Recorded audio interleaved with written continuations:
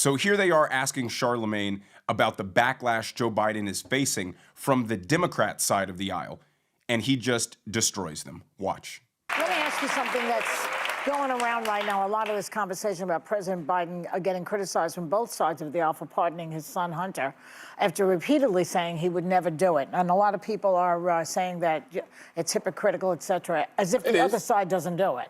But what's your reaction to it? I mean, I think all of the criticism is valid because, Democrats stand on this moral high ground all the time. And, they act so self-righteous. The reality is he didn't have to say anything in regards to, whether or not, his son wanted to be pardoned. He could have said, hey, man, I'm not focused on that right now. But since they were calling Trump a threat to democracy, and they were saying that, nobody's above the law, but they were speaking about him. That's what they were running on. So when he kept saying things like, nobody's above the law, I respect, the jury's decision in regards to my son, he didn't believe that.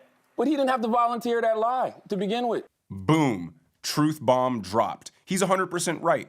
I think people can at least understand Joe Biden pardoning his son. The bigger problem that people have with it was the blatant lying to the American people, knowing that he was going to pardon his son, and the constant attacking of Trump for being a threat to democracy and our institutions, and then they turn around and do the exact thing that they accused Trump of doing. You can't make your whole platform about being morally superior to the other party and then do the exact same things, if not worse, than what you were criticizing them for doing. That's just common sense. Now, here's where things start to get heated when Whoopi Goldberg responds to him, trying to defend Biden and his absolute lack of principles. Watch.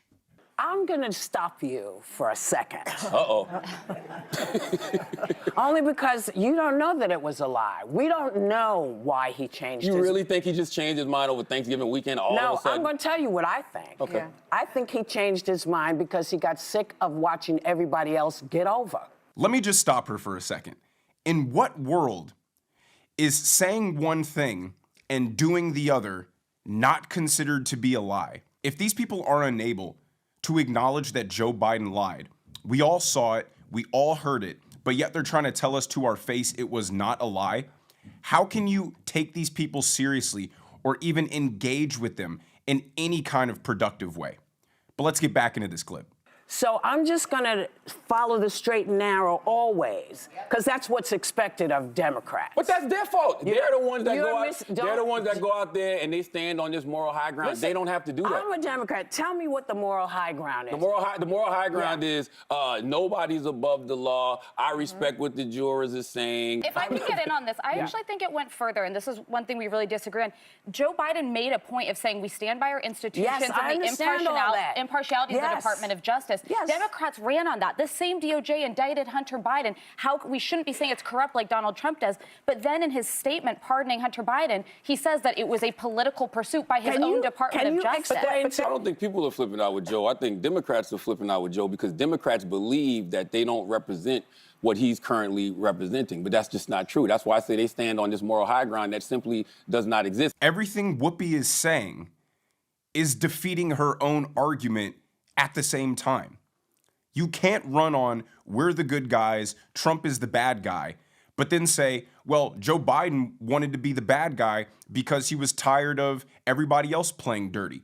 Well, then don't run on the basis of you are the people who have respect for the rule of law, respect for the institutions, upholding democracy and all of our norms, and then you're just going to throw all of that out of the window because you don't like the way that the other team is playing. You can play dirty if you want to. Just don't try and pretend and make your entire platform and your entire personality about being morally righteous and better than the other people. She's literally advocating for Joe Biden to have no principles or any ethics or morals. And like Alyssa beautifully pointed out, they criticized Donald Trump when he said that the Justice Department was being politically weaponized against him.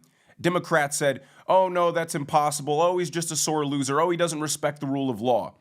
But then Joe Biden literally says in his statement that the Justice Department was politically weaponized against his son, his own Justice Department, for that matter. You can't have it both ways. It can't be selective prosecution when it applies to you, But when the other person's been screaming that it is selective prosecution, you say he's an unhinged dictator who has no respect for the rule of law.